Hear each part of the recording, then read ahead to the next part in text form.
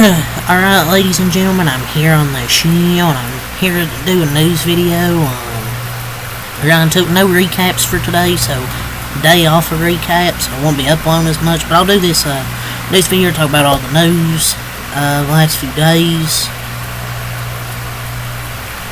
So Parker Clearman and Henderson Motorsports, they lose their appeal to the truck race disqualification from Daytona, where they won, but they got DQ'd for I think it was the rear end was too low on both sides.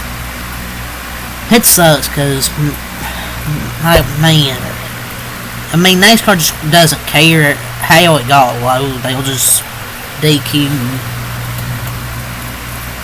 Maybe you should have crashed into the wall in the cooldown lap. Man, gets a win taken away at the Charlotte RC, and now gets a win took away at Daytona. And the panel confirmed it is more likely than not a rules violation did occur, and the disqualification penalties in Rule 10.5.2.4 necessitate a race disqualification. The panels were Bill Mullis, Kevin Whitaker, and Tommy Wheeler. Next team engineer, Greenville Pickens, and Langley owner. I guess it's a tough call. I mean, I guess it's racing, but I guess he cheated. I mean, I guess because he's an underdog, you don't get special advantage. But if it was the other way around, you know, Corey Heim appeal would have got one. But yeah, they basically said it was probably illegal. But basically said it was pretty much illegal without any definitive answer. But you know, if it's Corey Heim, that penalty's getting that appeal's getting won. Maybe they should have changed their name to Hendrick Motorsports. Maybe they would have won it. So, there's no second appeal, so that DQ will stand. So, Corey Heim is officially the winner.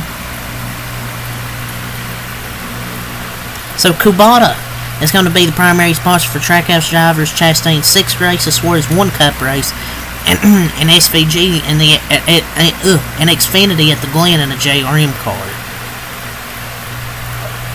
So the Atlanta schedule for Friday: FS1 at 3 p.m. truck qualifying, on the CW app at 5 p.m. Xfinity qualifying in the 40s with no rain. Saturday 11 a.m. on Prime Video Cup qualifying, 1:30 FS1 coverage begins at 1:52 green flag on FS1 for the trucks. On the CW, 4 p.m. countdown, and then 5:10 p.m. the green for the Xfinity race. In the 40s or 50s with a 0% chance of rain. Sunday, 2 p.m. NASCAR race day, 3:19 the green flag for the Cup race, and in the 50s with a 5% chance of rain. So, Cup practice on Prime this week. So we got this news yesterday: a massive low temper fade penalty. Chase Briscoe for a modification to the spoiler. They're docked 100 points. They will lose 10 playoff points. And crew chief James Small suspended for 4 races. Their team has also been fined $100,000. Man. And now he is negative 67 points from 10th to 39th. And Todd Gillen in Front Row Motorsports and Cody Ware and Rick Ware Racing, number 51 team, are each docked 10 points for ballast not in the proper ballast containers for pre-qualifying tech. So those teams will also lose 10 points. But the big penalty is Chase Briscoe. Man, going to be what were they in points? 10th to 39th, now negative 67. And I feel like they did cheat, tried to get away with it, and they didn't. And the Cindric car was good in Tech at R&D. Cindric and Briscoe's cars were taken back, but Briscoe wasn't good. It just wasn't legal. But they were bad fast, but maybe that explains why. The spoiler modification on that car was to the spoiler base, where the spoiler base bolts of the deck lid have been modified. The spoiler base is a single source part. Well, maybe that's how they got so fast in qualifying. But he has negative 67 points and is 89 points behind 16th in the standings, current playoff cutoff. I mean, it is a brutal deficit, but I mean, I'm sure they can come back from it because it's JGR.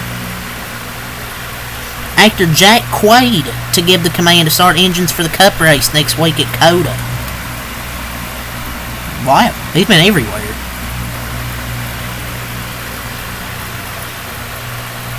Aaron's is back. They're going to be sponsoring Todd Gillen this weekend at Atlanta, and they'll do 7 races as a primary with Zane Smith. Hendrick has announced their Xfinity schedule. Byron will race Coda in Charlotte, Larson Homestead and Bristol 1, Bowman Phoenix 1, Elliott at Darlington, Corey Day at Martinsville both. Martinsville races Texas, Nashville, Sonoma, Iowa, Bristol 2, Charlotte Road Course, Vegas 2, and Phoenix 2. I know people want to see them give Raja a race, but I mean, I don't think he's ready. It's not their responsibility to give Roger one race. He just, I don't know if he's worthy enough yet. There's some TV numbers for the weekend. Daytona 500 on Fox had 6 million viewers, up from 5,964,000 in 2023 Monday. About nearly 8 million people watched from the 206-215 window before it rained. Xfinity CW had 1.8 million viewers, most watched race since 2022 Talladega.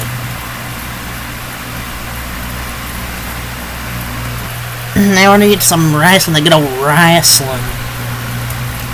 So via CarCast show, Goldberg states that his last match will take place sometime this summer.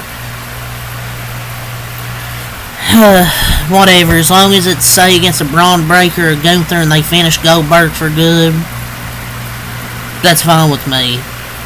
Braun Breaker squashes him, and that's it. And he's undergoing stem cell therapy ahead of his final match. I just hopefully he can deliver a good match. I mean, what cares to see him get squashed? So, via Not Just Football with Cam Hayward, Seth Rollins on the rumors of him being a triple threat match with Roman Reigns and CM Punk. That screams fantastic to me. Please bring it on. Man, so much hatred in him. He wants them both. Look, I mean, triple threat or singles versus Roman, I'm just glad he's getting a big match. I'd rather see a one-on-one match and CM Punk gets main event, but I don't know. At this point, I don't even know what to predict. Gunther has no interest in facing in a match against Jey Uso, basically is what he said here. Man, he cooked that fraud. AJ Styles versus Finn Balor has been discussed to take place at WrestleMania 41. I don't know why they're teasing Braun Breaker and AJ Styles if it's Finn Balor, AJ Styles. Either one would be a banger. According to Fandango JDC, in a conversation with the legend last week, Shawn Michaels said that he has 1 or 2 matches left in him.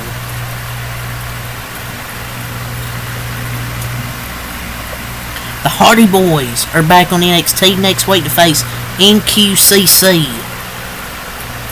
Ricky Stark's new name in WWE, Ricky Saints. So, Dom Mysterio's an 84 overall, AJ Styles is an 85 overall.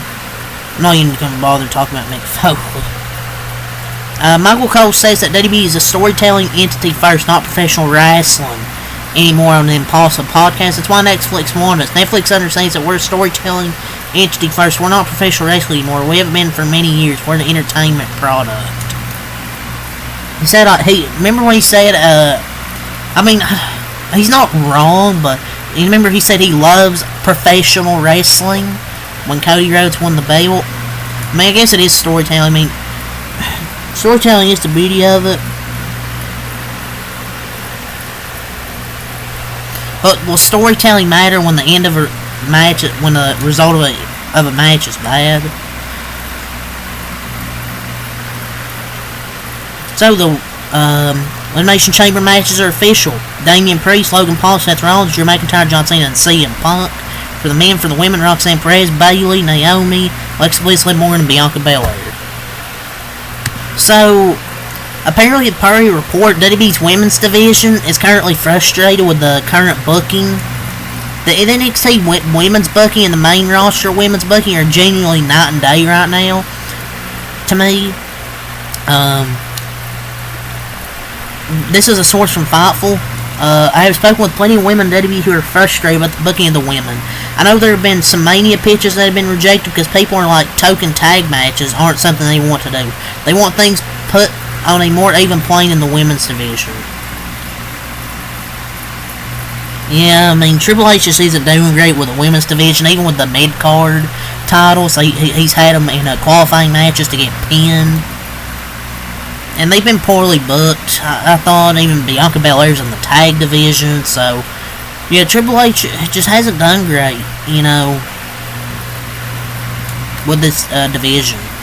But we'll see if they can improve it now that they're frustrated.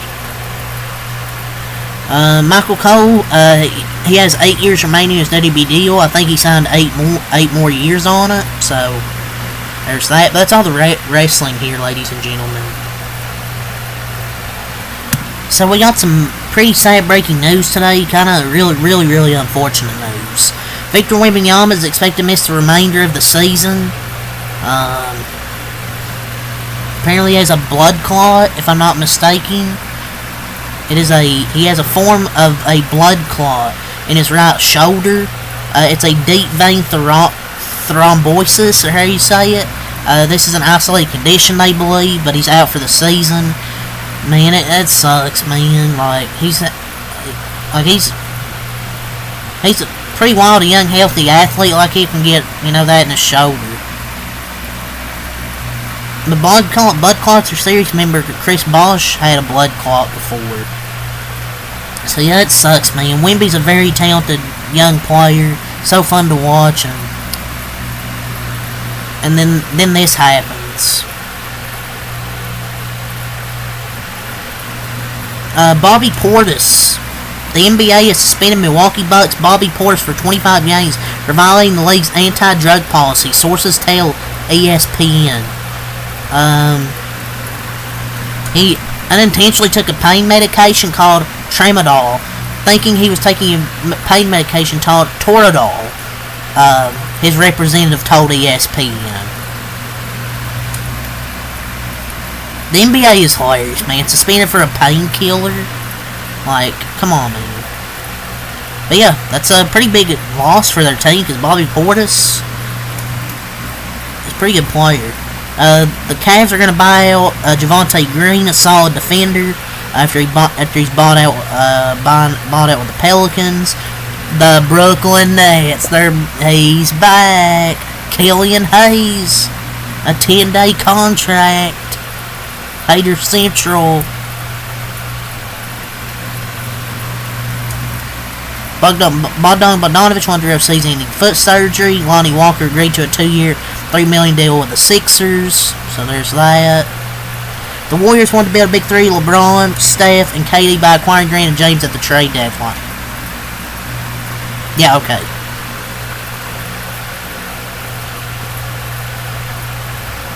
Victor Oladipo says he isn't retiring. Shane says Giannis wants to stay in Milwaukee, but if he doesn't, he doesn't. But if he doesn't see long-term success there, he could look elsewhere. The All-Star Game was the second least watched in history. Yeah, not a surprise, man. It sucked ass. Like, it sucked. So we'll talk about some NFL in this video quickly. Per report, Chiefs tight end Travis Kelce is leaning towards continuing to play in 2025 per Dan Rossini. I'm not shocked, but I feel like he'll probably play maybe one more year. We'll see.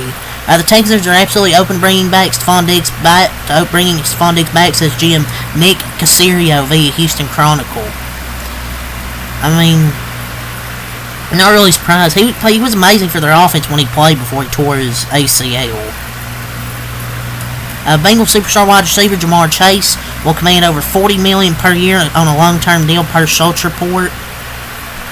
If he does, in other words, T. Higgins will be gone. The Eagles are promoting Kevin Patullo to their offensive coordinator.